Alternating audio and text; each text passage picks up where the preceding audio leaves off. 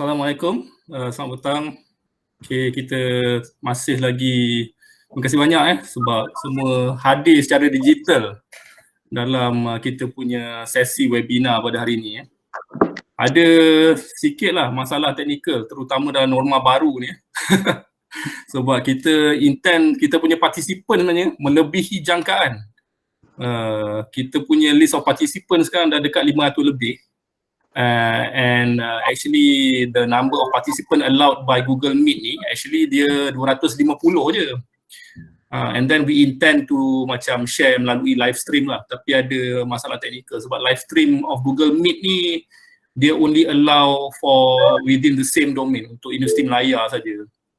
Jadi tapi tak apa, jangan risau kalau ada kawan-kawan atau kenalan yang tak dapat nak join sesi ni sebab kita melebihi cap yang 250 tu. Kita sesi ni sedang direkod lah, sedang dirakam, jadi kami akan share later on insyaAllah.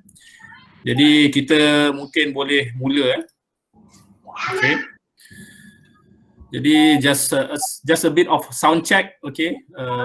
Sound check a bit, semua boleh dengar Dr. Ainuddin, kita ada Dr. Ainuddin, salah seorang speaker, Dr. Encik Fairul, semua boleh dengar Okey, mari kita mulakanlah secara formal insyaAllah.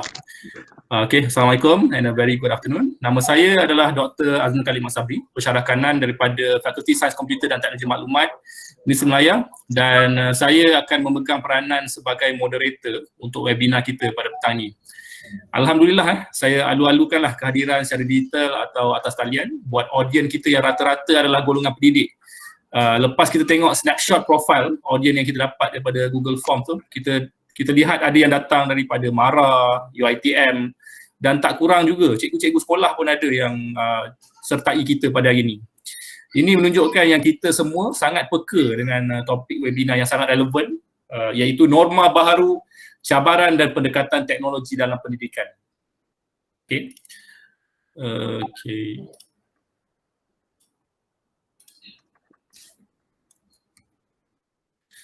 Jadi sedikit struktur pada webinar kita pada hari ini. Kita akan ada 4 slot.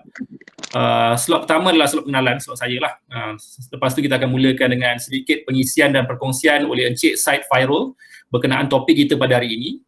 Diikuti dengan ulasan dan perkongsian oleh Profesor Maria Dr. Ainuddin, dan kalau ada masa mengizinkan kita akan continue dengan sesi soal jawab lah jika ada soalan-soalan daripada audiens. Sebelum kita pergi lebih jauh, saya mohon untuk para speaker memperkenalkan diri secara ringkas. Kita mulakan dengan Encik Syed Fairul. Dipersilakan. Alright, Assalamualaikum warahmatullahi wabarakatuh. Terima kasih banyak kepada Dr. Azman Khalid daripada FSKTM Universiti Melaya. Saya Syed Fairul Al-Mashhur selaku Country Manager bagi ICDL Asia. Okey, terima kasih Encik Syed Fairul. Seterusnya kita persilakan Profesor Madia Dr. Ainuddin. Assalamualaikum dan salam sejahtera. Boleh dengar Boleh. Okey. Saya Nurul Wahid Abdul Wahab, berasal daripada Perak Bunta Perak. Sekarang ni bertugas sebagai pensyarah di Fakulti Sains Komputer dan Teknologi Maklumat Universiti Melaya. Sudah berkhidmat lebih kurang 10 tahun sebagai pensyarah. Saya juga sekarang ni adalah sebagai ketua unit multimedia di fakulti yang sama, dan saya adalah salah seorang master trainer untuk program computational thinking di bawah MDEC, di mana saya telah terlibat dalam melatih guru-guru dalam program computational thinking sejak 2017. Okay. Saya juga adalah salah seorang counselor digital di MDEC di bawah program MDEC bersama sekolah-sekolah terpilih di Malaysia. Dari segi pengajaran, antara yang saya mengajar dalam kelas yang saya handle adalah sinematografi digital, rangkaian data dan juga keselamatan data. Itu satu daripada saya. Okey, terima kasih banyak Dr. Ainuddin. Sebelum kita mulakan secara formal sesi seterusnya, saya nak mohon audien untuk mute-kan mic lah. Inilah norma baru kita macam ni, cara kita belajar, kita masuk kelas kita kena diam kan. So kita nak diam secara online digital ni, kita kena mute-kan mic. Jadi kalau ada soalan kita boleh mula dari sekarang. Kalau ada soalan nak berkenalan ke apa ke, boleh respon kepada speaker, boleh dikemukakan melalui fungsi chat lah. Saya ulang sekali lagi lah, kalau ada kawan-kawan yang memang dah register tak dapat masuk sebab limitation on the number of participant tu, lebih kurang 250, boleh bagi tahu mereka yang kita record session ni. So jangan risau lah. Jadi sedikit pengenalan lah kepada penganjuran webinar ni dan background kepada webinar ni. Webinar ni adalah sebenarnya anjuran FSKTM Technovation. Dia adalah satu pot pengkomersialan yang tujuan besarnya adalah untuk membina jaringan yang utuh antara industri dan fakulti. Sebagai satu pot pengkomersialan yang mana asasnya adalah fakulti di sebuah universiti, sudah tentu model yang dipilih adalah berasaskan pendidikan. Jadi Universiti Malaya melalui FSKTM Technovation telah menjalin satu hubungan kerjasama dengan ICDL Asia. Yang mana ICDL Asia ni adalah satu organisasi persijilan digital berkenaan skill-skill pengkomputeran. Okay? So maksudnya dia tawarkan digital certification skill lah. Okay? And kita dekat kita berkooperasi dengan mereka untuk offer this kind of courses untuk masyarakat. Hasil kerjasama ini, FSKTM Technovation telah dilantik sebagai sebuah pusat latihan berakreditasi untuk sebarang kursus persijilan yang ditawarkan oleh ICDL Asia. So basically kalau participant ambil kursus dengan kami, mereka akan dapat sijil daripada fakulti dan juga ICDL Asia. Jadi kerjasama ni mendapat sokongan penuh pengurusan Universiti Malaya dan Kementerian Pendidikan Tinggi. Kita telah sign agreement lah dengan mereka. Yang ni kalau dalam gambar kita nampak Miss Dina Wu, dia adalah General Manager untuk ICDL Asia, dan juga Prof Yasmin mewakili Innovation Sdn Bhd, satu syarikat macam mothership lah yang mewakili semua syarikat-syarikat business sport under Universiti Malaya.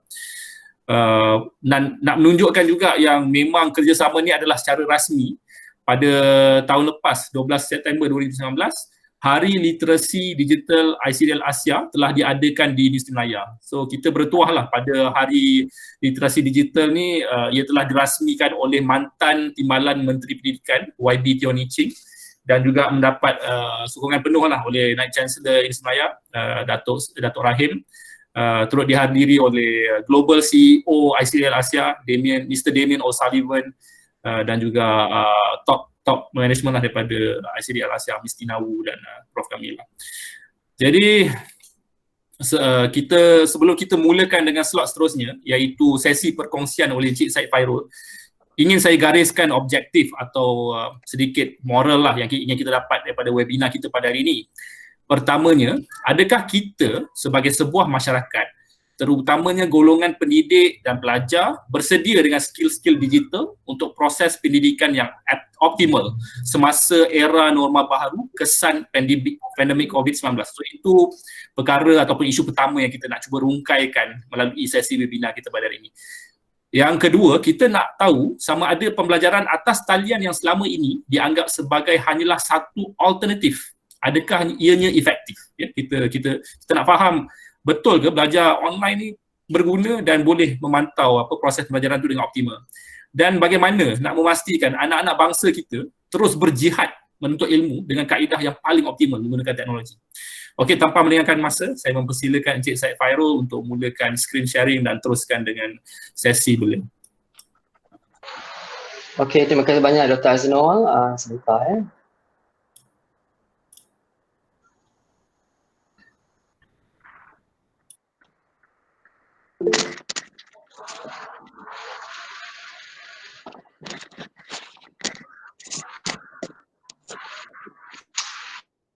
Okey, sekali lagi saya mengucapkan Assalamualaikum warahmatullahi wabarakatuh dan juga salam sejahtera. Atau moderator, jika boleh bantu maklumkan saya sekiranya boleh dapat lihat di skrin. Boleh. Alhamdulillah boleh tengok. Okay, alright. So, tuan-tuan, puan-puan, doktor-doktor dan juga para pendidik sekalian dan juga warga jemputan ke majlis webinar ini, saya akan lakukan sesi pembentangan ini dalam dua bahasa. Ini disebabkan slide saya ini disediakan dalam bahasa Inggeris. Jadi saya perlukan momentum untuk translate pada masa yang sama. Okey, sekiranya ada masalah vocabulary dan sebagainya, boleh ajukan soalan kepada Tuan Moderator di dalam halaman chat ataupun boleh tanya kepada waktu sesi soal jawab. Okey, baiklah. So, topik pada hari ini adalah berkenaan dengan the new normal with COVID-19. So, hari ini seperti yang dinyatakan Tuan Moderator sebentar tadi, ada dua pendekatan yang kita hendak bincangkan pada hari ini. Pertama sekali adalah adakah pendidik, educator, sekolah dan juga kerajaan bersedia menangani isu pandemik dan meneruskan kelangsungan pendidikan di Malaysia? Itu soalan yang pertama. Dan yang keduanya pula, adakah online learning ataupun pendidikan secara atas talian ini bersifat mampan ataupun adakah ianya sekadar alternatif yang sementara? Okay. Okay, so seperti yang introduksi sebentar tadi, saya Syed Farad Mashhur dan saya rasa ada di kalangan hadirin yang hadir hari ini kenalan saya juga. Saya dapat lihat pengarah daripada KPM, iMolid dan juga Indra Mahkota. Terima kasih sudi hadir. Okay, on to the topic, kita akan bincangkan tentang, saya akan buat perkongsian tentang the new normal, how is COVID-19 reshaping education, training and works. Kalau kita lihat dalam keadaan sekarang ini dan kita sedar usaha kerajaan dalam menangani isu COVID-19, kita boleh lihat ada 4 sektor essential yang utama yang tidak disekat oleh kerajaan. Salah satunya adalah pendidikan. Jadi bagaimana untuk kita meneruskan pendidikan dan juga latihan, kerana latihan tu selalunya sebelum ini kita melaksanakan latihan melalui face to face ataupun secara physical. Tapi hari ini kita tak boleh laksanakan secara physical kerana ianya sangat berisiko. Oleh yang demikian, for the next 1 or 2 years kita akan mengalami normal baru. Seperti yang dimaklumkan oleh Tan Sri Dr. Jamilah Mahmud, iaitu Health Advisor kepada Prime Minister. Beliau menyatakan bahawa COVID-19 ataupun coronavirus ini akan berada di dalam atmosfera tidak kurang daripada 2 tahun. Jadi berbalik pada soalan yang dinyatakan oleh Dr. Aznur sebentar tadi, adakah kita bersedia dan sekiranya kita bersedia, apakah langkah-langkah yang boleh kita kongsikan dan sekiranya kita tidak bersedia, bagaimana untuk kita menangani. So saya akan buat perkongsian beberapa alternatif ataupun pendekatan yang diambil oleh beberapa buah negara seperti Nigeria, Lebanon, China dan juga Hong Kong. Dan juga dalam topik ini kita akan sentuh skills needed to work and study remotely. Kebanyakan isu pada hari ini, pertama kebanyakan daripada kita adalah bekerja dari rumah dalam tempoh PKP dan sekarang ini adalah tempoh PKPD bersyarat. Maknanya hanya waktu-waktu tertentu dibenarkan ke pejabat. Dan yang paling kita risaukan adalah anak-anak didik kita, sama ada pelajar-pelajar boleh meneruskan pengajian mereka secara kondusif melalui atas talian ataupun digital platform. Dan yang terakhir sekali, saya akan kongsikan tentang peranan ICDL di dalam mendekati global society untuk mempromosikan the right skill for life. Okay, sebelum ni ICDL lebih kepada skill untuk workforce, tapi hari ini kita update sedikit ataupun uplifted sedikit menaik taraf kepada the right skill for life. Untuk makluman para hadirin sekalian, ICDL adalah sebuah organisasi not for profit, iaitu organisasi bukan menjana income ataupun keuntungan.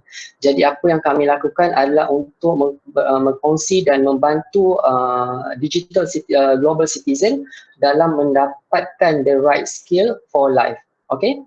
So, seperti yang kita sedia maklum, setiap daripada kita perlu adapt ataupun adopt kepada the new normal. So, ini bukanlah sesuatu yang mudah, terutama bagi kita semua yang sentiasa bekerja di pejabat. Ada di kalangan anda ataupun hadirin sekalian yang mungkin pernah mengenali saya. Saya di Malaysia adalah virtual, saya based bekerja daripada rumah in the last 2.5 years.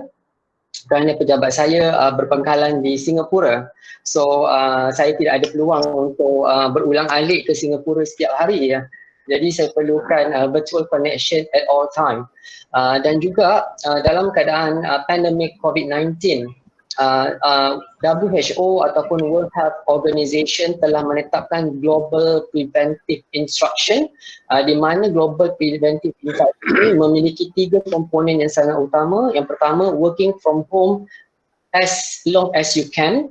Yang kedua adalah social distancing until COVID-19 is no longer available in the atmosphere, and also to improve personal hygiene.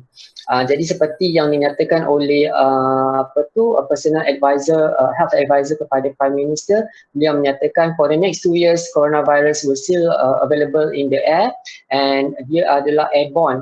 Jadi soalan dia, adakah kita akan spend 2 tahun untuk tidak melakukan sebarang aktiviti dari segi pembelajaran dan juga pendidikan. Okey, tuan-tuan dan puan-puan sekalian, sedikit perkongsian yang saya nak share di sini. Ini adalah statistik yang saya dapat ya daripada PwC. Tuan-tuan dan puan-puan boleh refer kepada halaman PwC ataupun anda boleh saja Google statistik comparison working from home, the benefit and struggle published by PwC. So kalau kita lihat di sini di sebelah kiri screen, anda boleh lihat what's the biggest benefit you can see working from home ataupun study at home. So rata-ratanya survey yang dilakukan oleh buffer.com ya pada tahun 2020 ini 32% menyatakan ada flexibility. So setiap daripada kita mempunyai flexibility untuk decide kita punya speed, how we want to maneuver our daily routine, how we want to control our activities at home, yeah.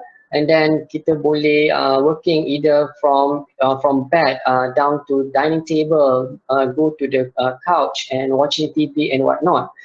Itu adalah flexibility yang kita dapat nikmati dalam keadaan working from home sewaktu PKP. And then antara fadilat kita bekerja di rumah adalah kita boleh ada lebih banyak masa bersama keluarga, terutama bagi wanita-wanita yang bekerja, mereka ada lebih banyak masa untuk pay attention. Walau bagaimanapun saya percaya bukanlah semudah yang seperti saya nyatakan, kerana peranan seorang ibu ni adalah sangat besar ya untuk uruskan anak-anak dan juga bekerja pada masa yang sama. Dan iaitu the ability working from home is a luxury opportunity, tapi pada masa sama kita akan menghadapi juga struggle dan juga challenges yang mana tuan-tuan dan puan-puan boleh lihat carta di sebelah kanan. Okey, pada carta di sebelah kanan, top of the chart adalah collaboration and communication. Okey, kalau kita lihat pada even during this webinar pun, kita terhad ataupun dihalang dengan computer screen di mana kita tidak boleh mengadakan interaksi secara fizikal, di mana kita tidak boleh melaksanakan transfer of feelings ataupun emotion, and neither of us could see any gestures of our contacts in front of us. So isu yang dihadapi oleh kebanyakan rakyat di seluruh dunia yang mengamalkan working from home adalah collaboration and communication, and this is very important. Dan saya yakin dan percaya kebanyakan para hadirin dan juga pendidik yang hadir termasuk para pelajar dan juga ibu bapa menghadapi masalah yang sama. Okey, kita bincangkan sedikit tentang collaboration. Collaboration adalah suatu skill untuk menggunakan collaborative tool, iaitu contoh seperti macam mana kita nak host webinar, bagaimana kita nak mengadakan sharing documents dekat dalam cloud computing, bagaimana kita nak buat live updates dengan bosses, how we want to synchronize activities, how we want to make sure that our employees, our students, our colleagues are doing things on time, and how can we get feedback on a real-time basis. Itu yang dimaksudkan tentang collaboration. And dalam dunia digital, kita ada banyak collaborative tool, tapi isunya adalah sekarang adalah tidak ramai orang yang mengetahui untuk menggunakan collaborative tool. Jadi collaborative tool tu dia ada banyak features, dia ada banyak platform. Jadi di ICDL kita ada satu program yang dipanggil online collaboration untuk membantu anda semua dalam menggunakan secara online collaborative tool secara optimum. Yang seterusnya adalah communication. So communication is the root of all what we call activities in the business. Walaupun di sekolah sebagai guru dan juga pelajar, communication is very important. It's either you do the right communication using the right tools ataupun kita punya communication is too complex that we need a certain platform to provide to our audience so that they can have a better understanding. Okay, so these are the most and the top number one skills that are needed and challenges facing by the global citizen right now. And then yang keduanya adalah loneliness. Okay, sekiranya anda duduk di rumah seorang-seorang, memang agak kebosanan lah. Contoh seperti saya, kebanyakan masa saya hanya bercakap dengan screen komputer dan juga dinding. Jadi itu adalah satu cabaran yang kurang selesa. Okay, and then yang ketiganya adalah not being able to unplug.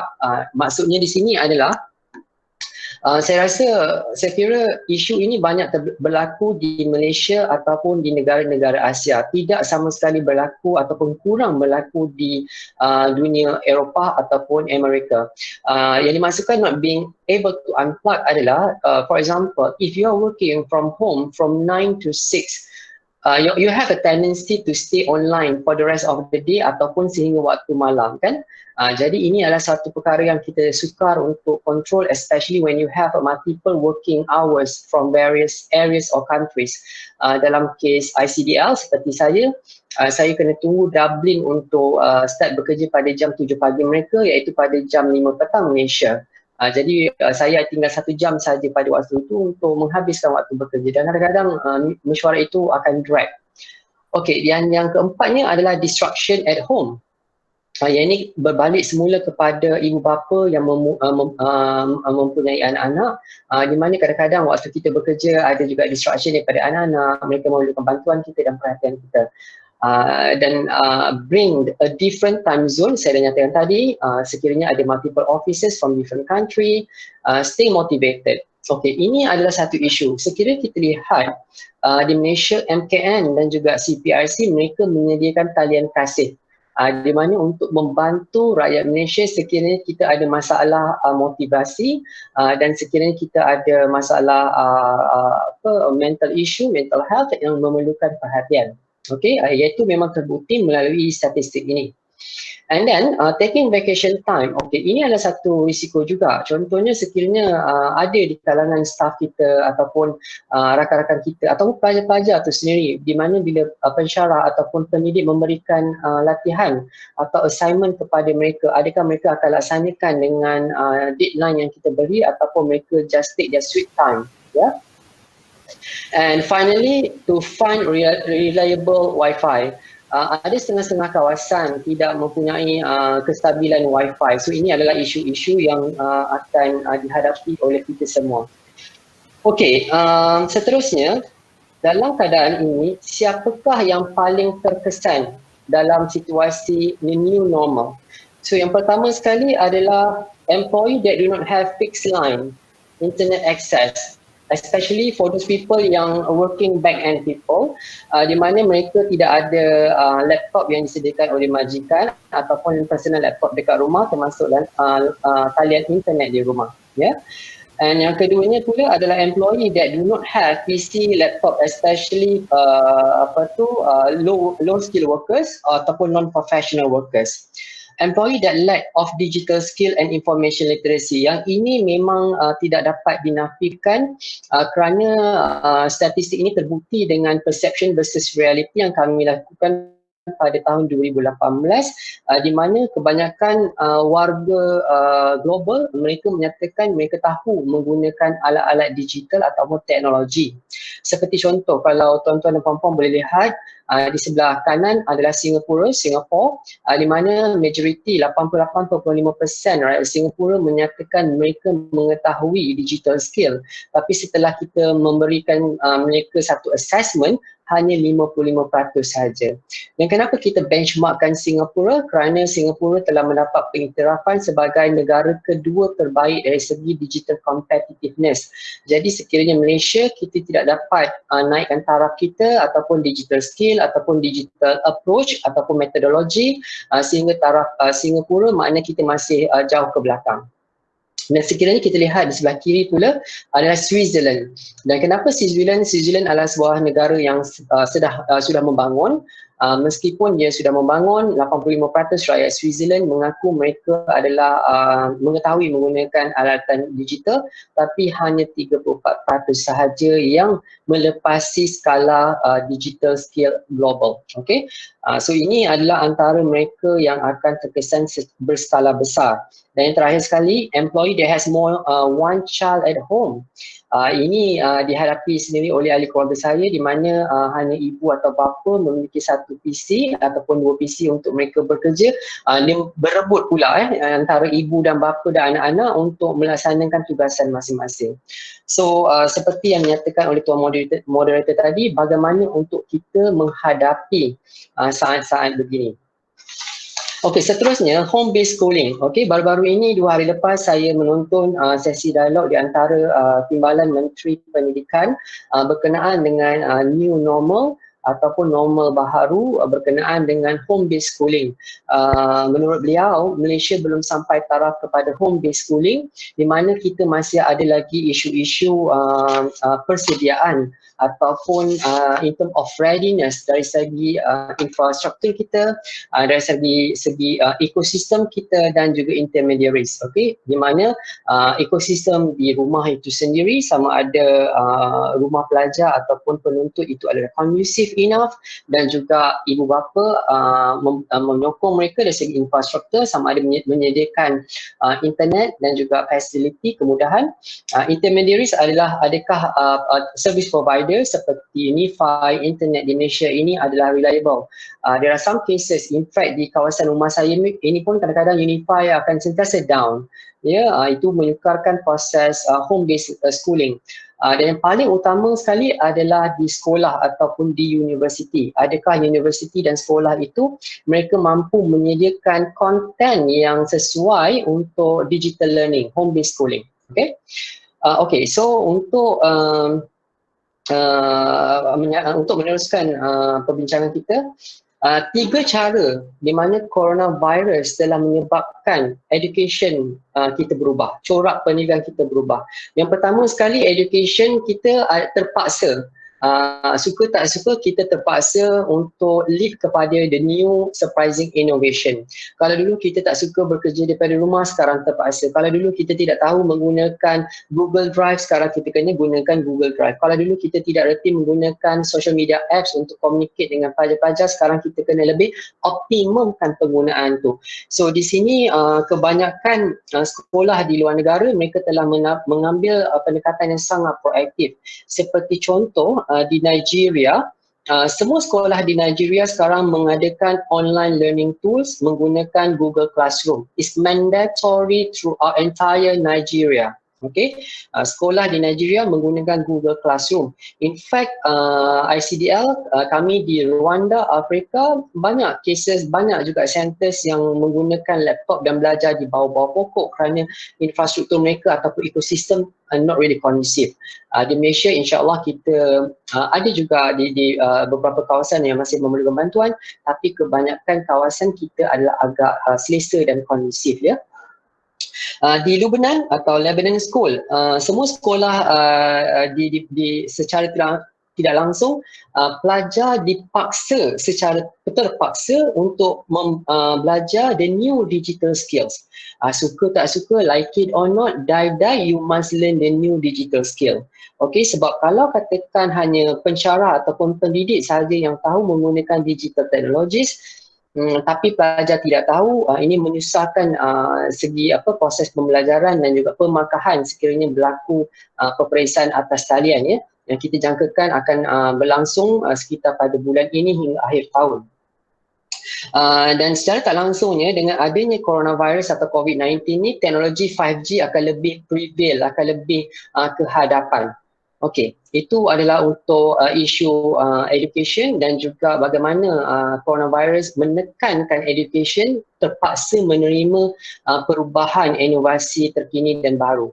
Yang keduanya pula, lebih banyak hubungan kolaborasi ataupun partnership di antara public and private education. di semua negara. Sebagai contoh di Malaysia ni, saya sendiri banyak buat engagement ataupun berdiskusi dengan kementerian-kementerian, terutama Kementerian Pendidikan dan juga Kementerian Sumber Manusia dan juga beberapa majikan untuk menentukan bagaimana untuk kita upskill and reskill Malaysian, especially kita punya current generation and also senior citizen yang terpaksa adapt kepada new normal. Okay, so itu adalah public and private education partnership yang mereka terpaksa collaborate. Dan kalau kita boleh lihat untuk partnership ini bukan terhad kepada Kementerian Pendidikan saja, tapi ianya melibatkan seluruh government stakeholders, publishers, education professional, technology providers and telecom networks. Sebab kalau di Malaysia ni internet kita bukanlah pada kadar yang sangat murah kalau dibandingkan dengan Indonesia dan juga Vietnam. Jadi kolaborasi sebegini akan memberikan suatu impact yang sangat besar dalam mengadaptasi kepada norma baru. Seterusnya di China, saya dapat info bahawa Ministry of Education in China telah membuat suatu closed group discussion dengan seluruh stakeholders untuk melaksanakan the new cloud-based online learning. Maksudnya di seluruh di negeri di China terpaksa adopt kepada online learning dan mereka menggunakan broadcasting platform seperti Google Classroom, Google Meet, TV, kita ada TV pendidikan dan sebagainya untuk memudahkan cara, terutama sekali bagi pelajar-pelajar yang duduk di kawasan luar bandar yang mendapatkan akses kepada internet. Jadi mereka menggunakan saluran ataupun TV education channels kepada para pelajar. Di Malaysia pun kita ada, tapi kita perlu lebihkan aktiviti broadcasting TV pendidikan kepada para pelajar. Jadi pelajar itu akan mendapat peluang akses kepada knowledge and skills melalui TV, if not through internet. Di Hong Kong pula ada lebih daripada 60 educational organisation, publisher, media and entertainment industry professional providing more than 900 educational assets including videos, book chapters, assessment tools, counselling dan sebagainya secara percuma. So kita harapkan inisiatif yang sama juga ditampilkan ataupun diajukan di Malaysia, dan bagi kami di ICDL, kami bersiap siaga untuk membantu kerajaan Malaysia dalam membantu menyelaraskan inisiatif ini bagi memudahcarakan setiap aktiviti pendidikan dan pembelajaran secara mampan. Ini bukan secara alternatif tapi secara mampan, iaitu sustainable. Okay, so that is part of the collaboration and also education. And finally, dengan coronavirus, hikmah dia hari ini kita tahu dan kita sebagai individu sedar bahawa kita bukanlah tahu segala-galanya tentang digital skills. Okay, itu adalah poin yang ketiga. The digital divide could widen sebab memandangkan isu pandemik coronavirus ini akan berlangsung for the next 1 or 2 years. Kita pun tidak tahu sampai bila coronavirus ni akan kembali ke kampung halaman. Jadi itu akan menambahkan jurang digital skills di kalangan rakyat Malaysia, terutama sekali kepada pelajar-pelajar dan juga ibu-ibu bapa yang mungkin mereka bukanlah daripada kalangan highly educated ataupun professional, yang mana mereka kurang impact kepada digital skills, tapi mereka memerlukannya sekarang untuk melaksanakan tugasan harian. Okey. Okey, saya ingin ambil petikan sedikit daripada Gloria Tam and Diana Al-Azhar daripada Minerva Project. Mereka menyatakan resilient must be built into our education system. Itu saya maksudkan tadi, di mana digital skills dan juga online learning, home-based working, home-based schooling is not just an alternative. Okay, it could be an alternative for now, but it will not be just an alternative. It has to be resilient. It has to be sustainable. Okay. Okay, so untuk slide ini saya ada lakukan sedikit survey online melalui halaman Twitter saya. Kalau tuan-tuan dan puan-puan boleh lihat di sebelah kiri itu agak interesting sebab saya tak letakkan any expectation for the feedback, but this one I received from the public and generally parents and teenagers, ya, populations yang respon kepada poll ini generally adalah teenagers and parents, professional workers. Mereka menyatakan bahawa digital skill, especially online collaboration. Kalau tuan-tuan boleh ingat, skill yang saya nyatakan tadi dari segi challenge adalah communication and collaboration. Inilah dia, online collaboration tools, skills, ya, diperlukan oleh kita semua sekarang. Dan yang kedua adalah e-commerce, sebab memandangkan sekarang ni everything dan online. Saya Fairul, setengah daripada peserta kita tak nampak lah. Slide tu boleh stop sharing and share again tak? Oh ya, okey, sebentar. So kita ada lagi 5 minit lah untuk your slot. Okay. Tak ada masalah. Okey, saya akan sharekan semula. Sekiranya ada isu, maklumkan. Okey, sekejap.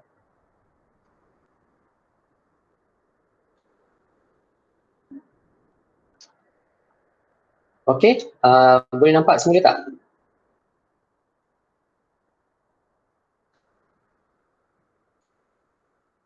Okey, so sekarang boleh nampak Dr. Azna? Ya, boleh. Alhamdulillah.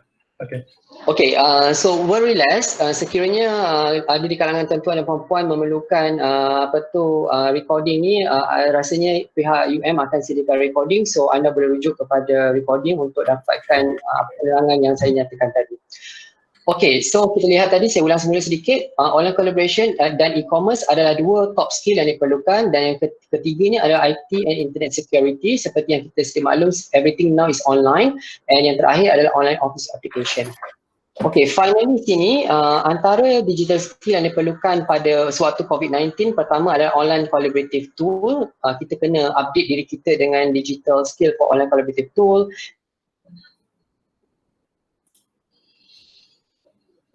And then working with computer skills, e-book, webinar dan sebagainya. Cognitive skills, rasanya nanti Dr. Ainuddin ataupun Dr. Azmi boleh terangkan lebih jelas tentang cognitive skills. And then communication and presentation skills, sebab kita tidak ada face-to-face interaction anymore. And information literacy, and also time management and discipline. Okay? Alright, so tuan-tuan boleh lihat 5 skill yang diperlukan oleh employers. So ini adalah untuk membantu para pelajar dan juga terutama graduan yang bakal habis tamat persekolahan, untuk mereka acquire these skills before they enter to the job place, because based on the report coming from Job Street pada tahun 2019, 96% of employers survey perceive that the landscape of talent will change and shift to the digital economy. Okay, so finally saya akan kongsikan sedikit peranan ICDL di dalam isu COVID-19. Okay, basically seperti saya nyatakan awal tadi, ICDL adalah not for profit organisation, dan tugas kami adalah to provide digital skill programs to better reflect the global nature. So kalau di Malaysia ni kami banyak bekerja dengan kementerian, sekolah-sekolah dan universiti, salah satunya adalah Universiti Malaya, untuk lihat the relevancy of the skill to match into their current curriculum dalam current rapid changes of technology. Yang keduanya, we are commit with quality and standard of programs, di mana kami akan sentiasa updatekan. Yang paling menarik sekarang ini, ICDL adalah satu-satunya professional body dunia yang telah menyediakan e-book dan juga online remote test. Okay, kebanyakan professional body belum mampu menyediakan online remote test. Maknanya setiap program kami boleh diambil secara online dan boleh dapatkan test secara online juga, ya. Untuk makluman itu akan diterangkan oleh pihak FSKTM.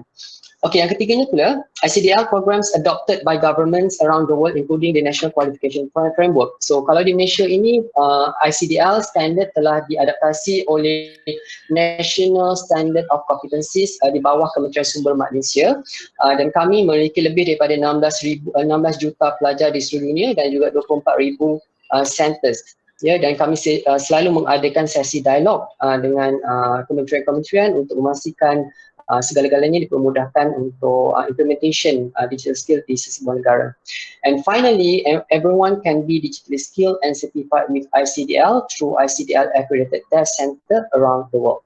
Okay, alright. So Tuan Moderator, Dr. Aznul, saya rasa itu sahaja perkongsian saya dan saya silakan kembali kepada Dr. Aznul. Terima kasih. Okey, terima kasih banyak Cik Syed Fairul.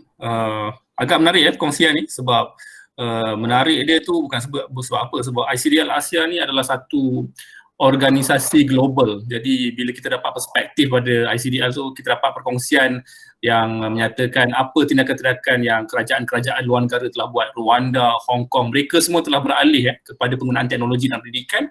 Lepas tu kita ada sedikit pengisian lah daripada Encik Syed Fairul tentang skill-skill yang diperlukan untuk melakukan pendidikan daripada rumah ataupun online learning. Tapi sekarang ni kita nak cuba bawa perbincangan ni lebih dekat. Kita semua rata-rata kat sini adalah pendidik lah, termasuk saya. Saya pun pensyarah juga. Dr. Ainuddin ni pun dia Profesor Madya dekat Ketua Unit untuk Multimedia. Jadi saya harapannya sangat tinggi lah supaya Dr. Ainuddin boleh bawa perbincangan tu lebih dekat, bagaimana ataupun apa jenis pengisian dan skill yang memang boleh digunakan pakai dekat segala lapisan pendidik dan boleh ditranslasikan kepada pelajar seterusnya, supaya kita bukan cakap kosong, memang skill tu apa skill yang diperlukan. Okey, dipersilakan Dr. Ainuddin. Okey, terima kasih Dr. Aznul. Besar sangat harapan tu. Okey. So, izinkan saya untuk meneruskan sesi ni, tapi saya cuba buat supaya tak formal sangat nanti kaku pula petang-petang ni pukul 3 ni. Okey, waktu bulan puasa ni kita cuba relax sikit. Okey. Cuba santai sikit. Okey, saya cuba kongsikan sedikit slide saya. Semua boleh nampak Boleh. Okey. Saya mulakan dengan slide ni, tajuknya sekilas. Okey. Kita tengok dekat sini nanti. Saya tak akan bagi apa-apa komen buat masa sekarang, tapi ini untuk perkongsian kita semua. PKP beri peluang guru berjinak dengan pendidikan digital. Kalau tengok gambar di sini, saya rasa kebanyakan peserta webinar kita ni boleh bersetuju bahawa kalau mereka ada anak di rumah, mungkin ini gambaran yang sama dengan apa yang di rumah lah. Saya mengaku ini yang saya ada di rumah lah sebenarnya. Okey, lagi daripada bernama, tajuk yang sama. Juga kita tengok dekat sini, norma baharu PKP jadikan guru lebih kreatif dalam penggunaan PDPC. Satu yang hebat untuk kita tengok. Dan ini yang membanggakan lah. Okay. Carian Google Classroom di Malaysia tertinggi di dunia. Okay. Kalau kita tengok dekat sini, data ni tak akan ada macam ni kalau tak ada aktiviti yang dilakukan oleh guru-guru ataupun mungkin pelajar-pelajar kita di Malaysia. Jadi, saya rasa kita semua boleh mengucapkan syabas kalau guru-guru boleh kepada diri sendiri, pendidik semua kepada diri sendiri, kerana kita berupaya mencapai tahap ini. Sebenarnya bila carian Google Classroom ini tinggi, dia menunjukkan kita punya aktiviti banyak yang kita cuba lakukan melalui Google Classroom. Memang apa yang saya dimaklumkan, sememangnya semua pelajar di Malaysia, sekolah rendah dan sekolah menengah, mereka mempunyai akaun Google Classroom. Dan kita dapat tengok, sebab saya ada anak sendiri di sekolah rendah dan sekolah menengah, memang penggunaan Google Classroom sangat aktif di waktu PKP ini.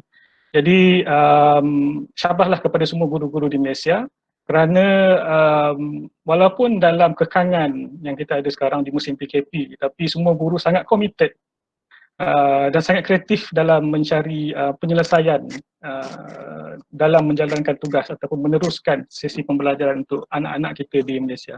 Jadi tahniah semua. Okay, saya teruskan dengan, saya akan bincangkan serba sedikit lah. Ini berdasarkan pengalaman ataupun pembacaan dan juga mungkin perbincangan bersama rakan-rakan berkenaan pembelajaran atas talian. Mungkin apa yang akan saya sentuh berkenaan cabaran dan juga apakah norma baru yang kita ada dalam pembelajaran atas talian berdasarkan kriteria yang saya akan bincangkan sebentar lagi. So, saya teruskan. Kriteria yang pertama dari segi persediaan kelas. Di situ saya letakkan peralatan, perisian, ruang dan juga bahan pengajaran. Dari segi peralatan, saya rasa Encik Syed tadi dah sentuh, kan? Dalam musim PKP ni, saya ingat dulu masa awal-awal PKP, bila kelas nak mula dijalankan, okay, sebelum ni anak-anak kita, terutama di sekolah rendah, dia tak ada tak ada komunikasi secara langsung dengan guru. Yang ada guru dengan WhatsApp group untuk ibu bapa dalam kelas. Okey. Jadi bila PKP bermula, okey, saya sendirilah, handphone saya tu dah jadi kegunaan semua di dalam rumah ni untuk anak-anak saya juga berkomunikasi dengan guru ataupun untuk melihat apakah tugasan pada hari ini. Okay, itu awal. Okay, tapi selepas itu tahniah sebab kita dah nampak penggunaan Google Classroom semakin banyak, okay, dan makin ramai pelajar yang dah join Google Classroom, so lebih mudah, dah tak perlu lagi lah kita komunikasi through menggunakan WhatsApp dan sebagainya, semua melalui Google Classroom. Okay, yang kedua yang saya nak mungkin saya boleh bincangkan sikit berkenaan perisian. Okay. Sebelum ini kita sangat biasa, okay, sebagai ibu bapa, sebagai pelajar, sebagai pendidik, kita biasa dengan WhatsApp, kita biasa dengan Telegram untuk komunikasi.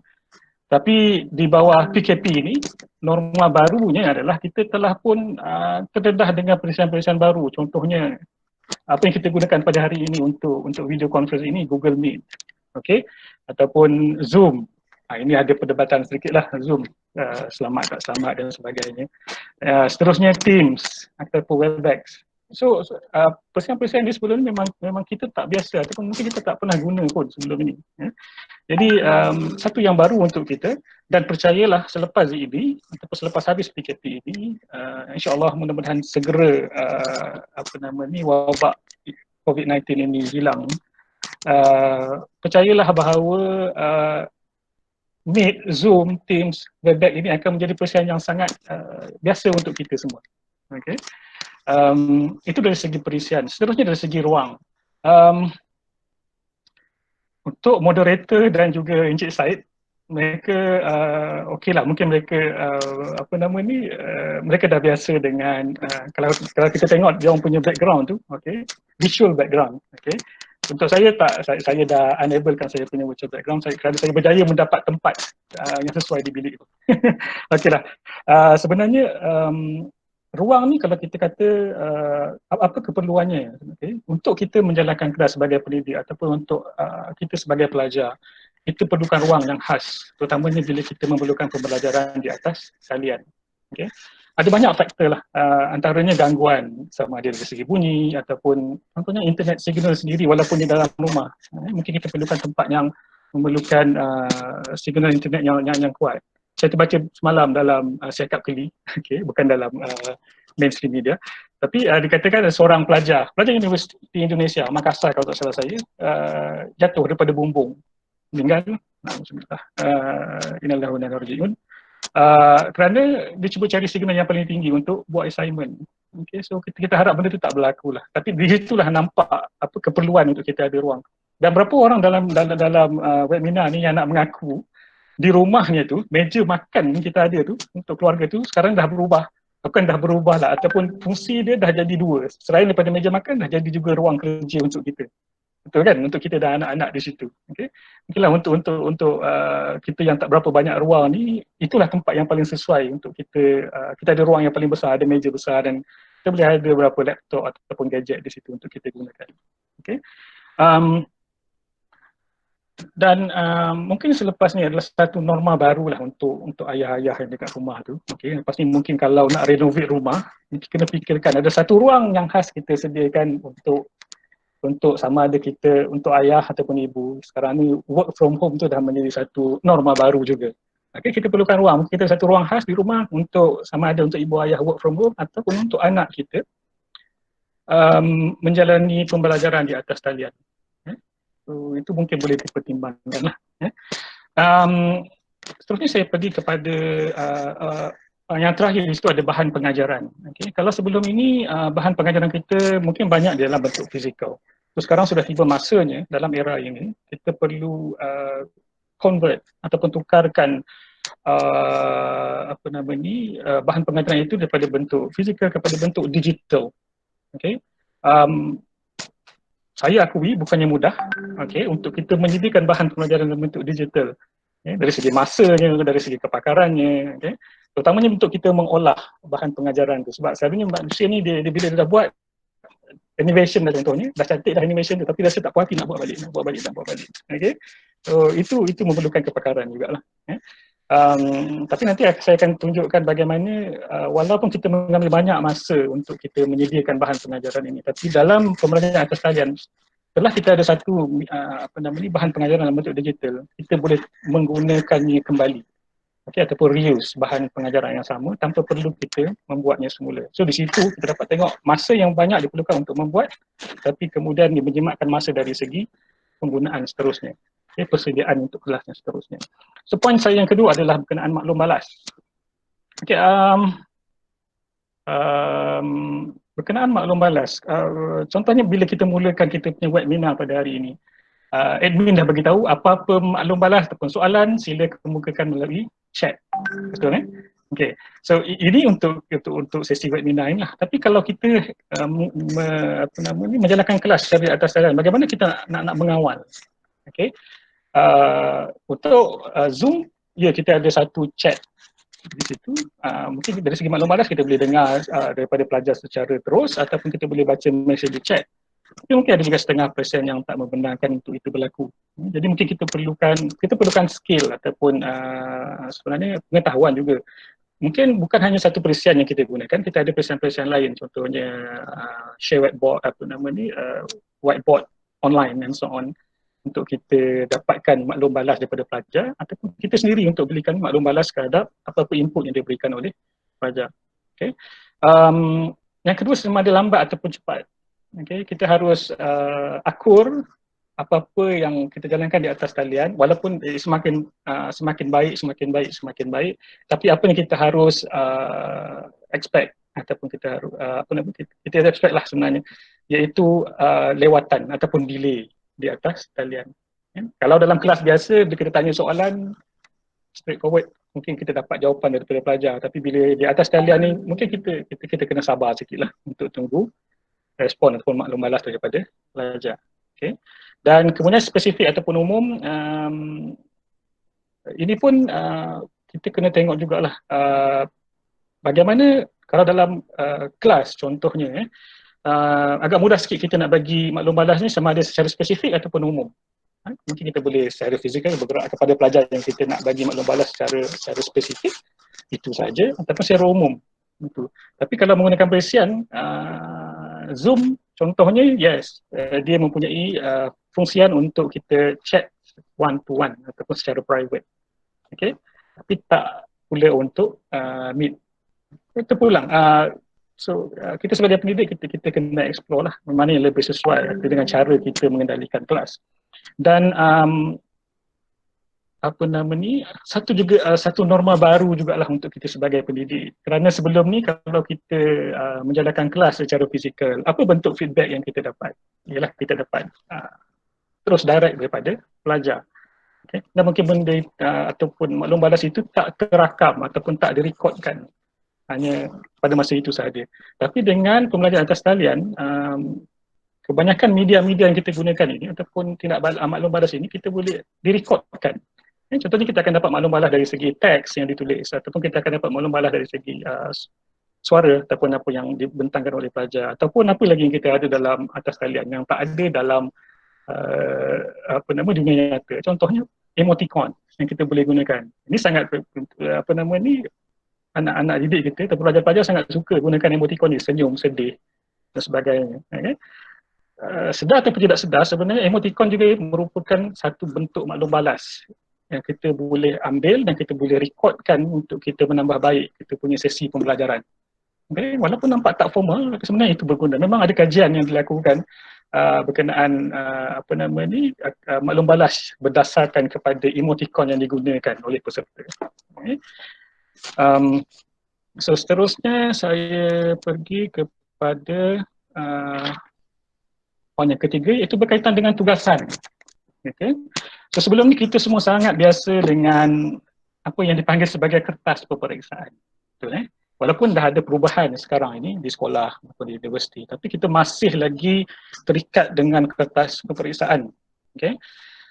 Apa yang berlaku bila PKP ini, di dalam musim PKP, dengan kekangan PKP, kita telah pun menjadi lebih kreatif dan kita terpaksa berubah.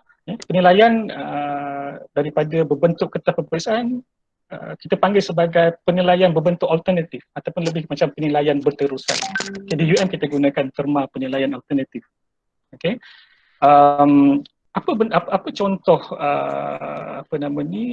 tugasan ataupun kaedah penilaian peperiksaan yang baru. Okay. Contohnya kita ada kuis atas talian. Ini pun ada isu jugalah. Okay. Nanti kita boleh sentuh kemudian berkenaan capaian pelajar dan sebagainya. Yang kedua, kita ada kuis atas talian, online kuis ataupun kita ada video yang dihantar. Ni anak saya minggu lepas, tahun darjah 2, dah kena buat video. Saya ingat lagi video Saya Suka Sayur. Okay. Sepetang jugalah saya melayan lagu Saya Suka Sayur tu sementara video tu nak disiapkan. Siapa enjoy. Okay. Lepas tu kita ada essay, bentuk essay ataupun poster dan infografik. So ini adalah bentuk-bentuk tugasan ataupun hasilan yang baru untuk menggantikan kertas peperiksaan sebelum ini di dalam bila kita menjalankan peperiksaan di atas talian. Okay. Apa norma barunya selain daripada bentuk ataupun medium baru untuk penilaian adalah kaedah penilaian itu juga perlu dipertimbangkan. Contohnya bila kita kata video, kita nak menilai dari segi kreativiti. Adakah semua orang mampu untuk menilai kreativiti dalam menghasilkan video atau kreativiti dalam penghasilan video? Selalunya perkara itu adalah sangat subjektif. Jadi ya, kita perlukan satu usaha baru lah, mungkin penambahbaikan. Okay? Macam mana kita nak menyediakan satu rubrik penilaian yang lebih sesuai untuk media-media ataupun hasilan baru dalam penilaian pelajar. Okay? So seterusnya saya pergi kepada poin cabaran dan ganjaran. Kalau sebelum ni macam mana kalau kita tanya soalan kepada pelajar di dalam kelas, kita tak dapat jawapan yang betul, kita bagi ganjaran. Kita bagi ganjaran secara fizikal pun kalau pelajar-pelajar sekolah rendah, okay? Bukan secara fizikal. Ingat lagi ada mungkin guru bagi guru-guru sebagai tak tahu digalakkan ataupun tidak, okay? Tapi terpulanglah macam mana kita nak bagi ganjaran untuk cabaran yang kita berikan kepada pelajar. Jadi bila kita menjalankan kelas tarian, bagaimana kita nak laksanakan dia juga. Kita boleh bagi cabaran dan macam mana kita nak bagi ganjaran. Okay, so kita kena kreatif lah. Mungkin ideally mungkin kita boleh gunakan berapa banyak like yang pelajar tu boleh dapat bila dia buat persembahan contohnya. Okay. Ataupun kita boleh buat online undian. Baik. Okay. Contohnya dalam Telegram, kita boleh gunakan Telegram secara direct untuk buat undian. Mungkin bila kita ada persembahan antara kumpulan mana yang boleh persembahan yang terbaik kita dapat. Terus dalam kelas tu juga kita dapat keputusan dan itu satu bentuk ganjaran lah untuk usaha yang telah dilakukan oleh pelajar. Okay. Seterusnya kedudukan dan persekitaran. Ini ada dua di situ, saya letakkan lokasi dan suara. Sebenarnya idenya berkait rapat dengan sebenarnya dengan maklum balas tadi lah, dengan poin maklum balas di atas. Kita harus dalam kelas atas kalian berbeza dengan fizikal. Kalau dalam kelas kita harus fizikal, betul katalah kita dalam kelas tiba-tiba kipas rosak. Okey, kipas rosak maknanya semua dalam kelas tu termasuklah cikgu sendiri ataupun pendidik akan rasa kurang selesa walaupun kelas tu terus dijalankan. Okey, so semua orang merasa pengalaman yang sama.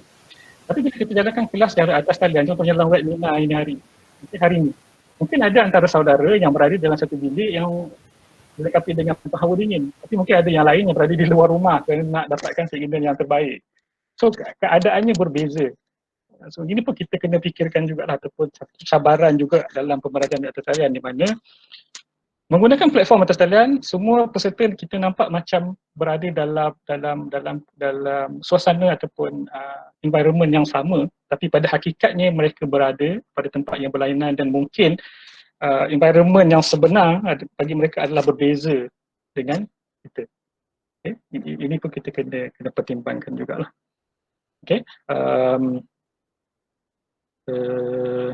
Saya itu saja untuk kedudukan ataupun setengah pelajar kalau kita jalankan kelas secara fizikal. Mungkin ada setengah pelajar yang agak outstanding. Mungkin pelajar yang mungkin suara dia kuat atau pelajar yang mungkin duduk di depan kelas, dia lebih dekat dengan guru, dia selalu bertanya dan sebagainya berbanding dengan pelajar yang duduk di belakang. Okay. Tapi bila kita gunakan pembelajaran atas talian, semua pelajar tu macam berada di level yang sama. Okay. Seterusnya ada pengurusan masa. Ini sangat penting. Bila di atas talian lain dengan kelas. Kalau kita di sekolah, kita ada waktu, bila loceng berbunyi, kita tahu pelajar akan masuk kelas, pelajar akan keluar rehat, pelajar akan habis rehat, waktu rehat dan sebagainya. Tetapi, bila kita jalankan pelajar atas talian, pengurusan masa adalah sangat penting untuk pelajar maupun pendidik itu sendiri. Okey, dari segi persediaan, dari segi penyampaian dan juga dari segi maklum balas. Contohnya bila kita nak mulakan pembelajaran di atas talian. Pagi tadi saya satu kelas melibatkan 170 orang pelajar. Okey. Kelas pukul 9, pada pukul 9 tu baru ada dalam 30 orang. Okey, so masih ramai lagi yang belum join. Okey. Kita kena bagi masa sedikitlah. Mungkin kita kena sediakan sedikit masa dari segi untuk persediaan sebenarnya. Okay? Dan juga maklum balas juga saya dapat mungkin saya dapat bagi sedikit komen juga berkenaan malas. Kita tahu ada isu pelajar-pelajar yang ada capaian internet tapi sangat perlahan ataupun memang kejap ada, kejap tak ada. Okay? Jadi macam mana kita nak bantu pelajar-pelajar ini? Contohnya kalau selalunya kita bagi tugasan yang perlu disiapkan dalam masa 1 ataupun 2 hari. So mungkin sekarang kita bagi sedikit lebihan masa. Mungkin dalam masa 2 minggu mereka kena hantar tugasan. Okay? Sebab kita harus ingat memang banyak pun dari segi statistik tak ramai yang ada capaian internet yang sangat bagus. Okay? Dan ada juga yang langsung tak ada. So ini kita kena pertimbangkan juga lah bila kita mengendalikan pembelajaran di atas talian. Itu untuk pengurusan masa. Seterusnya dari segi kaedah penyampaian. Okay, dalam pembelajaran di atas talian ada 2 teknik, okay, segerak dan tidak segerak. Kalau bahasa Inggerisnya synchronous dan asynchronous. Semua orang dah biasa dengan terminologi berkenaan. So dalam pelajaran secara tradisional selalunya kita menggunakan teknik segerak, real time. Dan dalam pembelajaran atas talian selalunya dia akan melibatkan kombinasi 2 teknik ini, metod ini, segerak dan tidak segerak. Mungkin menggunakan rakaman ataupun menggunakan simulasi. Tapi apa kebaikannya bila kita ada rakaman ataupun simulasi ini, kita dapat gunakan semula. Berkaitan juga dengan persediaan kelas. Poin saya yang pertama tadi, penggunaan semula bahan pengajaran. Dan satu lagi, saya perasan juga, okay, bila dalam kekangan COVID-19 ini ataupun PKP ini, anda pun mungkin boleh perasan lah, semakin banyak video yang kita boleh nampak di YouTube yang dia-upload oleh pengguna ataupun poin saya adalah semakin ramai warga pendidik yang ada YouTube channel sendiri. Betul, so dalam webinar ni saya tak tahu lah ada berapa orang yang ada channel sendiri, mungkin boleh sharekan di teks tu ataupun dalam chat tu, nanti mungkin semua rakan-rakan boleh cuba browse untuk YouTube channel anda sendiri. Okay. So kita dapat nampak dari sini bila ada di YouTube channel, mudah untuk kita kongsi, mudah untuk kita gunakan semula, dan mana tahu ada rezeki kalau tiba-tiba viral untuk menjadi peluang pendapatan kepada guru-guru kita. Mudah-mudahan. Okay. So poin yang seterusnya berkaitan dengan disiplin dan arahan kendiri. Di sekolah kita ada guru, di rumah kalau ibu bapa ada, okey. Tapi kalau katalah ibu bapa sudah bekerja dan sebagainya, jadi kita memerlukan disiplin yang tinggi dan juga arahan kendiri. Dari segi pelajaran untuk menyertai kelas juga daripada pensyarah sendiri ataupun guru, untuk komitmen ataupun disiplin dalam menjalankan kelas. Okay, kita ada masa yang tertentu bagaimana kita harus menjalankan kelas pada waktu ini dan sebagainya. Okay. Yang kedua dalam menyiapkan tugasan, kena tengok deadline dan sebagainya. Dan poin yang ketiga dari segi interaksi sosial. Ini pun antara yang saya perasan lah sebenarnya. Kalau sebelum ni kita dalam kelas secara fizikal, kalau kita tengok pelajar bercakap sama sendiri tu, kita boleh nampak lah dia bercakap dengan kawan sebelah dia ataupun dengan grup lain dan sebagainya. Tapi dalam interaksi, dalam pembelajaran atas talian, okay, kadang-kadang waktu kita menyampaikan kelas secara synchronous, kita dapat dah di belakang tu mereka bercakap sama tadi melalui chatting dan sebagainya. Memang di luar kawalan kita, tetapi inilah yang dikatakan di mana perlunya disiplin dan arahan kendiri untuk pelajar-pelajar tadi, dari segi menyiapkan kelas, dari segi menyiapkan tugasan, dari segi mengawal tingkah laku sewaktu berada di dalam kelas. Ya. Dan ada juga kalau saya perasan waktu saya mula-mula buat kelas online dululah, okay, apa yang terjadi, kita dapat tengok pelajar tu kejap-kejap dia tukar background, okay, di belakang tu bila dia dah belajar tentang extension, mana boleh tukar background. So dalam kelas tu waktu kelas berjalan, kita tengok di tepi tu, pelajar ni dia mungkin dia leka dengan perisian tu, dia cuba explore apa lagi fungsian yang ada. Tak apalah, itu mungkin pada mula-mula, okay. Seronok, kita sendiri pun macam tu kan, macam-macam yang kita explore apa yang boleh kita lakukan dalam menggunakan perisian virtual conference. Okay, seterusnya, poin seterusnya adalah berkaitan kemahiran insaniah. Kemahiran insaniah, ini ada satu cabaran yang sangat bagi saya memang sukar. Okay, kalau sebelum ni macam mana kita nak menilai pelajar dari segi komunikasi, so kita nampak dia berkomunikasi dalam kelas, kerja berpasukan, bagaimana dia berbincang dan menyelesaikan satu tugasan dalam kumpulan, dan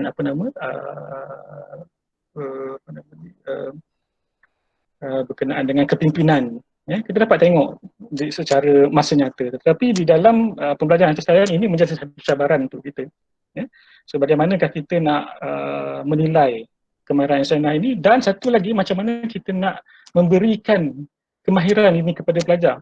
Okay, sebab kemahiran insaniah adalah satu benda yang penting, ya. So kalau di dalam kelas biasa mungkin dari segi interaksi kita boleh interaksi dengan pelajar, kita boleh belajar, kita tengok dia dari segi keterampilan dan sebagainya. Tetapi di atas talian satu cabaran yang besar, itulah norma baru yang kita harus hadapi. Okay. Dan seterusnya yang terakhir berkaitan dengan kumpulan kerjaya. Contohnya untuk KPI ini lebih kepada pendidik lah. Okay. Semalam saya ada sembang santai dengan guru besar Sekolah Kebangsaan Kajang, Cikgu Azmi. Dimaklumkan kepada saya kan kita untuk guru-guru dia ada mata kredit PPB, dan di dalam tempoh PKP ini kebanyakan guru-guru telah pun memenuhi mata kredit PPB. Kenapa? Kerana banyak masa untuk browse, untuk menyertai online training, webinar dan sebagainya, YouTube. Itu selesai. So kita dapat kat situ pembelajaran atas talian ini sebenarnya membantu juga untuk peningkatan kerjaya dari segi KPI dan sebagainya, juga untuk pembelajaran sepanjang hayat. Sebelum saya lupa, untuk kita webinar kali ini, kalau siapa yang perlukan sijil penyertaan boleh maklumkan kepada sekretariat. Okay. Dan berdasarkan cabaran-cabaran tadi, kami di FSKTM Universiti Melaya menyediakan beberapa modul ini bekerjasama dengan ICDL.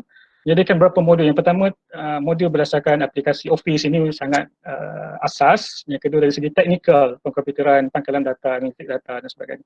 Dan analitik data itu sangat penting, kalau kita tengok tadi. Kita ada banyak data. Bila kita buat secara atas talian ni, ada banyak jenis data yang kita dapat reportkan. So, ada satu skill yang sangat penting selepas ini untuk kita analisis data tu untuk penambahbaikan proses pembelajaran. Seterusnya yang ketiga dari segi sektoral, kita tengok yang ketiga tu dari segi penyuntingan image contohnya. So dah makin banyak tugasan dalam bentuk penghasilan image, poster dan sebagainya. So skill dalam penyuntingan image ini sangat penting buat masa sekarang. Dan yang terakhir adalah dari segi amalan baik. Yang pertama itu sangat penting dari segi keselamatan ICT. Dalam keterujaan kita semua menyertai program-program atas talian dan sebagainya ataupun kelas-kelas atas talian, pada waktu ini kadang-kadang kita terlupa berkenaan dengan keselamatan. Okay, kita mencuba software-software yang ada, kita mencuba extension yang ada, tapi kita harus fikirkan juga dari segi keselamatan. So ada modul dari segi itu. Dan yang terakhir sekali adalah kolaborasi di atas talian. Ini yang sangat penting juga, macam mana kita nak tahu perisian apa yang sesuai untuk jenis komunikasi yang berbeza. WhatsApp contohnya sesuai untuk komunikasi yang singkat, tapi bukanlah untuk keep track sama ada pelajar dah siap buat tugasan ataupun tidak, contohnya lah. Okay, bagi saya. Okay. Maklumat lanjut berkenaan modul-modul yang kami tawarkan anda boleh lawat di laman web Technovation seperti yang dipaparkan di dalam slide. Okay. Kita ada jadual modul-modul ini kalau anda ingin menyertai. Okay. Jadi ini sebagai cabaran dan penyesuaian. So kita ada modul-modul yang kita sediakan ini untuk kita tackle semua cabaran-cabaran yang telah saya bincangkan tadi. Jadi saya rasa itu saja untuk saya. Jadi saya serahkan kepada moderator. Terima kasih banyak Dr. Ainuddin. Kupasan yang sangat menarik lah, dengan contoh-contoh yang sangat relevan. Sekilas siakap keli, saya sebenarnya risau tadi bila Dr. Ainuddin dia memegang skrin dengan songkoknya saya risau dia akan buat pengumuman raya yang awal ataupun ya, tapi tak apa, kita rasa terhibur jugalah ya dengan apa ni perkongsian oleh Dr. Ainuddin tadi. Jadi okey, alhamdulillah kita telah tamat kedua-dua slot oleh kedua-dua speaker kita yang sangat berwibawa dan tak kurang kacaknya. Kita ada 2 soalan yang kita telah dapatlah sebelum ni, tapi sebelum kita pergi kepada soalan-soalan yang kita kutip daripada chat room. Pertamanya, adakah pembelajaran secara online tu relevan? Soalan ni agak susah lah sebenarnya. Terutamanya apabila terdapat golongan B40 yang mungkin tiada akses kepada jaringan internet yang stabil. So even cikgu pun kadang-kadang tak ada internet yang stabil. Apakah cara terbaik untuk menghadapi norma baru ini untuk mengelakkan sebarang keciciran? Okey, itu soalan pertama. Soalan kedua, kita ingin tahu sama ada pembelajaran dan proses mendapatkan ilmu melalui kaedah norma baru berasaskan digital ini adakah ianya efektif? Sebab macam yang kita tahu norma baru ni datang kepada kita dalam keadaan yang terkejut. So semua orang tak ready sebenarnya kan. Jadi kita terpaksa belajar as we go. Jadi inilah 2 soalan yang kita nak tahu dan kita minta maybe setiap panel jawab satu lah. Yang soalan pertama tu maybe Dr. Ainuddin boleh jawab.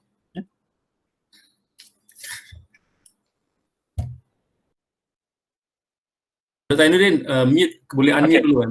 Okay. Sorry. Okay, ini berkaitan dengan soalannya tadi berkaitan dengan B40, okay, berkaitan capaian internet. Okay. Satu hakikat yang kita tak boleh nafikan dan kita kena terima, okay, memang terdapat pelajar-pelajar ataupun ibu bapa yang tak ada capaian kepada internet ataupun kalau ada pun sangat terhad. Okay.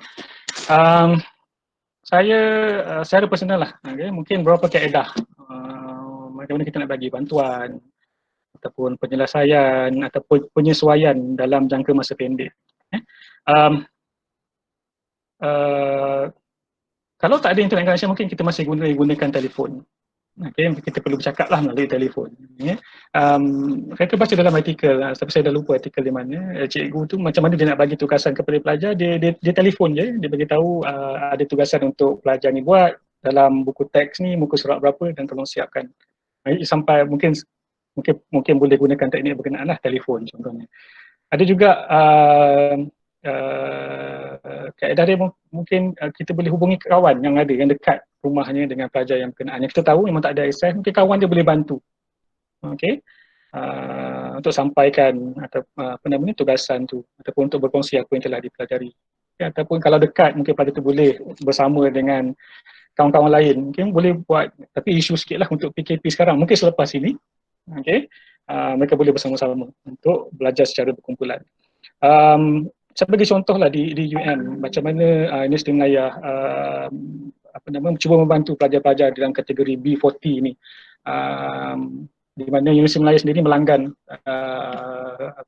data untuk pelajar-pelajar yang telah dikena masti di bawah kategori B40. Okay. Saya rasa UKM pun ada, saya tak pasti yang lain. So ini di peringkat institusi. So kita juga ada peranan, nanti saya cuba ceritakan peranan kita di peringkat kita lah, di peringkat institusi. Yes, kita dah nampak ada setengah institusi yang memang membantu pelajar-pelajar ini. Dan ada kereta akhbar juga saya baca, sorry saya tak ingat tarikhnya, setiausaha NUTP, Kesatuan Perkhidmatan Perguruan Kebangsaan. Okay? Dia ada juga nyatakan ataupun cadangkanlah supaya kerajaan berikan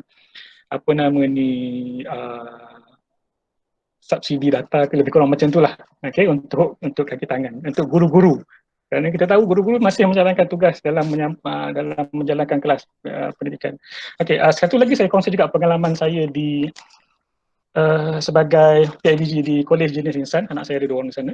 Okay, bagaimana bila kita start, okay, dengan online learning ni, okay, kita tahu ada setengah pelajar yang memang tak ada internet connection ataupun pelajar-pelajar dalam kategori B40, ya mereka ada, tapi kita tahu mereka ada masalah dari segi kewangan. So apa kita buat, PIBG decide, kita bagi bantuan kepada pelajar-pelajar ini. Kita bagi bantuan dalam bentuk tunai untuk mereka langgan data supaya mereka dapat mencapai internet untuk meneruskan pengajian.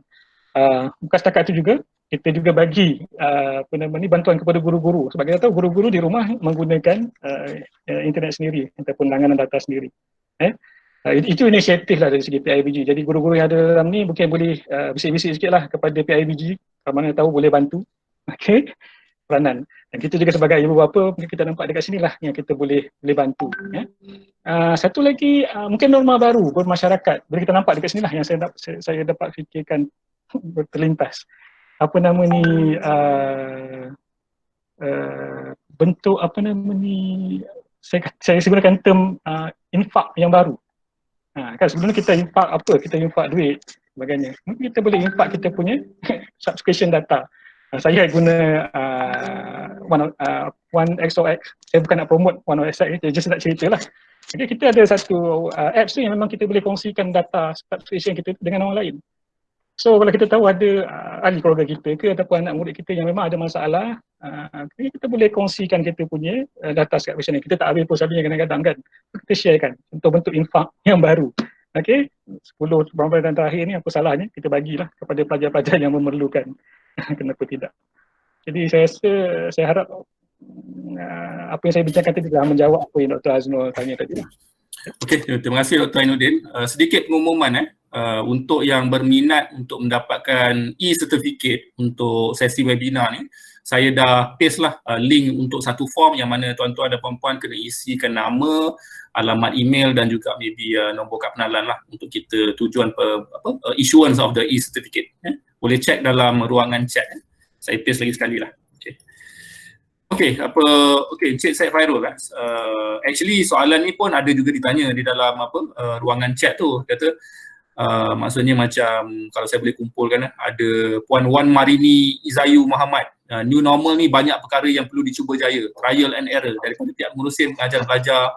Lepas tu ada satu, saya tak tahu dia puan ataupun tuan, tapi dia pakai ID budak Montel. Betul tu, cikgu tak boleh shock sendiri je. Kesian pada pelajar juga, kena win-win situation. Tapi kalau kita dapat ambil dia punya konsep tu, rata-rata kita nak tahulah sama ada pembelajaran tu efektif ke tak. Okey, Cik Syed Fairul boleh Maybe kita cap kepada 2 minit je lah sebab kita nak jawab banyak lagi soalan ni. Kalau boleh 2 minit lah. Okey, terima kasih. Alright, terima kasih Dr. Aznul. Untuk berbalik semula kepada soalan tadi itu, pada pandangan saya lah, personal punya opinions, okay, I'm not talking on behalf of anybody, berkenaan dengan effectiveness. Okay, dulu sebelum adanya Facebook, kita ada apa? Soalan pertama, mungkin pada generasi Gen X dia akan lebih familiar dengan MySpace lah, Friendster lah kan. So untuk guru-guru ataupun rakan-rakan yang ada hari ini yang mungkin dia Gen Y yang selepas tahun 82, 83 tu dia mungkin tak familiar sangat. So dulu bila adanya Facebook kita tak berapa nak familiar and kita rasa Facebook tu is a waste of time. Tapi lama kelamaan, bila mana merujuk balik pada statement kepada puan yang bertanya tadi tentang try and error. So bila setiap orang dah memulakan dan everybody refer to the same platform, at the end of the day kita pun tidak ada options. Again, the point here is when we have desperation, kita tersadung dalam satu situasi, orang kata, saya nak quoting balik semula daripada Ketua Pengarah Kesihatan, failure is not an option. Okay, maknanya kalau kita tahu itu adalah satu masalah dan kita kena try and error, kita try and error. Cuma yang perlu saya tekankan di sini, jangan kita try and error without communicate the error and the success story to the authorities. Kebanyakan yang saya lihat, bila mana berlakunya try and error ni, mereka hanya bila ada error dia kata oh ada problem, tapi dia simpan. Bila ada tenaga pengajar mungkin dia ada halangan, especially ada group B40, dia akan hanya orang kata grief dekat situ saja, dia tak highlightkan kepada high level authorities. Okay, isu di Malaysia adalah profiling. Okay, seperti mana yang saya ada diskusi dengan MDEC dan juga kementerian, kita ada masalah statistik dan profiling sehingga hari ini kita tidak ada jumlah ataupun angka yang tepat untuk memastikan berapa jumlah B40 group yang ada di Malaysia. Itu satu. Yang keduanya pula tentang kaedah online ni, adakah dia efektif and whatsoever not. Mungkin dekat area bandar-bandar besar seperti Klang Valley, Johor ataupun Pulau Pinang, informasi tu lebih mudah dicapai oleh pihak kementerian. Tapi bagaimana pula yang di luar bandar ataupun di kawasan-kawasan kampung, mungkin guru-guru perlu inform atau maklumkan kepada orang-orang atasan, jadi informasi ni boleh diprofilkan. Jadi secara rumusannya, kita kena try and error, kena lakukan sebab seperti yang kita setuju tadi, benda ni baru, tidak ada siapa yang mahukan COVID-19 datang ke Malaysia, tapi tiba-tiba dia datang tanpa dia pun pernah datang tanpa izin sebenarnya COVID-19 ni. So bila dia masuk Malaysia ni, kita pun semua panik, so kita kena try and error, tapi paling penting adalah komunikasi, feedback daripada anda semua itu kena sampai kepada pihak pentadbir. Terima kasih. Terima kasih Encik Fairul. Okay, I mean actually dalam ruangan chat tu banyaklah soalan, tapi saya cuba pilih maybe 2 lagi soalan yang saya rasa secara agak menarik lah. Okay, daripada Puan Wan Marini Izayu Mahat. Okay, Puan bertanya, masih perlu ke dibuat grade A, B, C dan sebagainya sekiranya penilaian dibuat atas talian? Saya pernah dengar ada pakar pendidikan yang kata tak perlu ada grade A, B, C, hanya lulus ataupun gagal, bagaimana penilaian atas talian. Soalan tu pun hampir sama oleh Puan Mazafatun Muhammad, berkata terdapat pandangan daripada seorang ahli akademik yang dengar dalam sesi webinar seperti ini menyatakan bahawa penilaian atas talian tak sesuai untuk digradekan. Jadi ini saya rasa Dr. Ainuddin boleh jawab.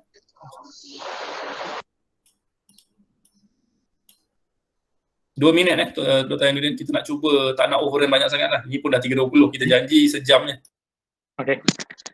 Pengenaan grade atau lulus ataupun tidak, itu memang perlu dibincang. Even kita di Universiti Melayu pun kita ada bincangkan. Okay. Dia bergantung sebenarnya. Okay. Apa keperluan untuk kita ada grade dan apa keperluan untuk kita tengok sama ada kita nak bagi lulus ataupun tidak. Okay.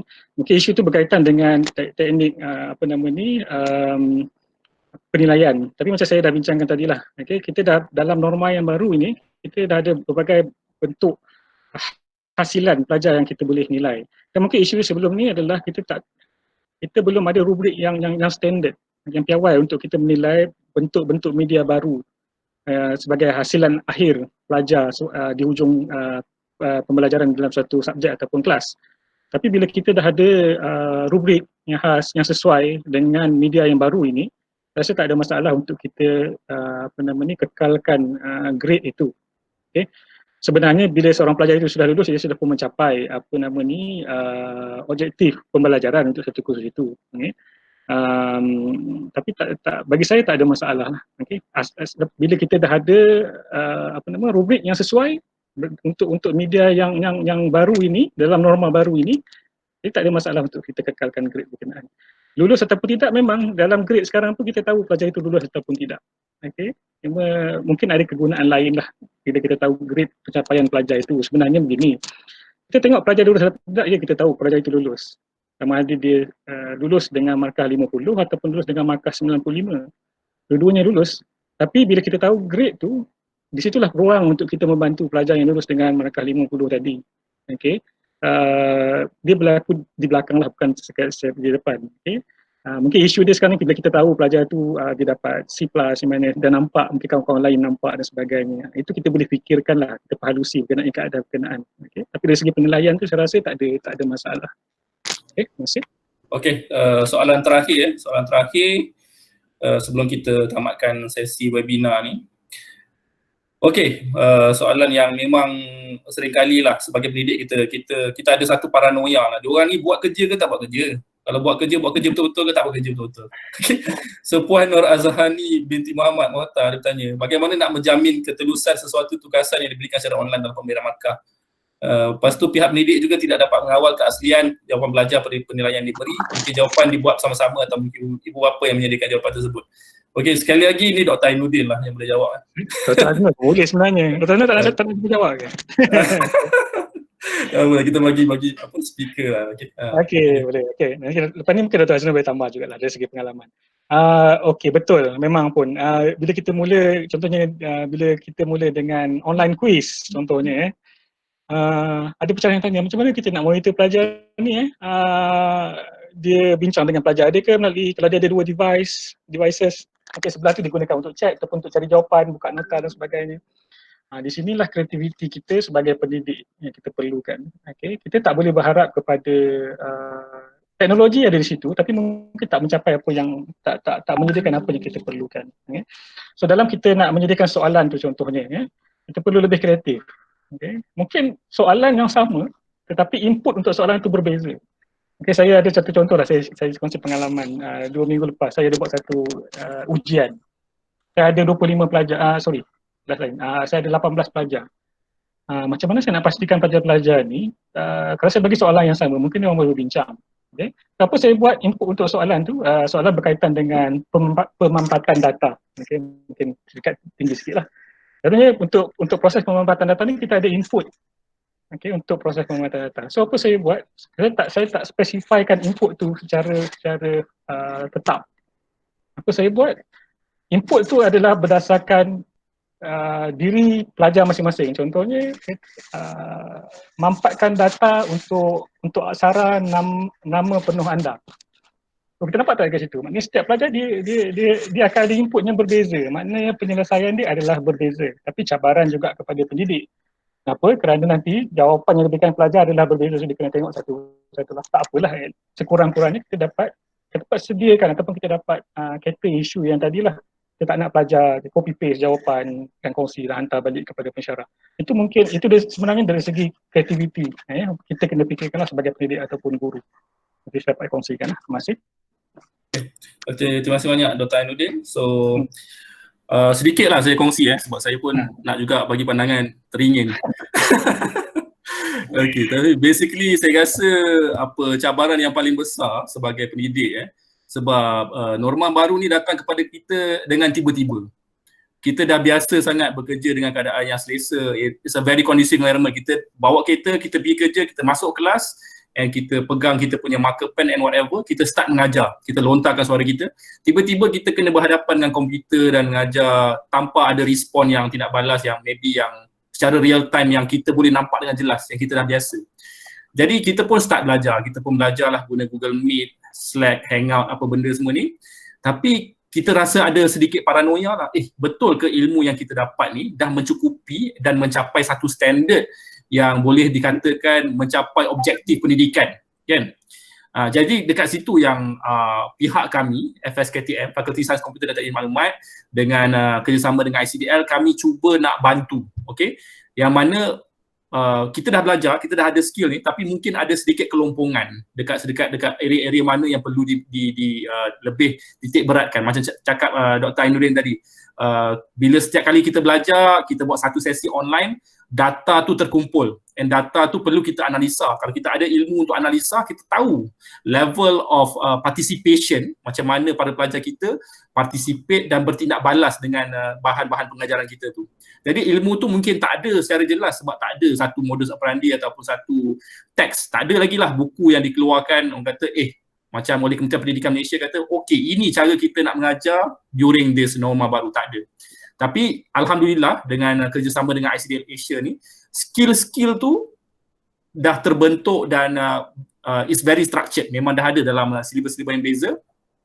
Dan bila kalau golongan cikgu, kita sendiri, macam saya sendiri sebagai pensyarah, saya pun ambil kursus tu. Saya ambil kursus data analitik. Tapi cara yang mana kursus tu direka bentuk, dia adalah direka bentuk bukan untuk orang kata untuk menilai. Okay? Kursus tu diberi dengan cara macam mana para peserta akan diberikan 3 kursus diagnostik. So dalam 3 kursus diagnostik tu, para pelajar akan macam menilai sendirilah kemampuan sama ada mereka boleh ataupun tidak untuk sit bagi the final test sebelum mereka mendapat sertifikat. Jadi seluruh kursus ICDL ataupun perkongsian daripada FSKTM melalui modul-modul ni, reka bentuknya adalah bertujuan untuk transfer of knowledge. Okay, certification tu is just like a side product lah, a byproduct. So kami harap yang dengan perkongsian kita pada hari ini, selain daripada ilmu-ilmu yang dikongsikan oleh Dr. Ainuddin dengan Cik Syed Fairul, kita boleh mempertimbangkan lah untuk berkenaan pengambilan modul-modul ini. Jadi Alhamdulillah saya nampak kita mula tadi dengan 200 lebih participant dan sampai sekarang hampir more than 80% still maintain participation sampai 175. So kalau saya lah jadi cikgu, saya akan bagi A lah dekat Dr. Ainuddin dengan Cik Fairul ni. Alhamdulillah, dengan A juga untuk tuan-tuan dan puan-puan yang telah hadir sampai habis ni. So kami tamatkan dengan wabillahi taufiq wal hidayah. Assalamualaikum warahmatullahi wabarakatuh. Kami dah ambil lah screenshot tuan-tuan dan puan-puan. Kami akan share maybe di WhatsApp group ke dalam kita punya Facebook nanti. Tuan-tuan boleh follow. Ada apa-apa nak sambah Cik Fairul ataupun Cik Dr. Ainuddin sebelum kita habis? Tak ada apa bagi saya. Teruskan usaha semua warga pendidik, teruskan usaha dengan cemerlang. kita dalam ranking yang bagus. So teruskan. Okay. Cabaran tu tetap ada. Kita harus hadapi dan kita just kreatif melakukan apa yang kita mampu. Itu saja. Okey. Terima kasih banyak. Okey, Assalamualaikum. Baik. Assalamualaikum.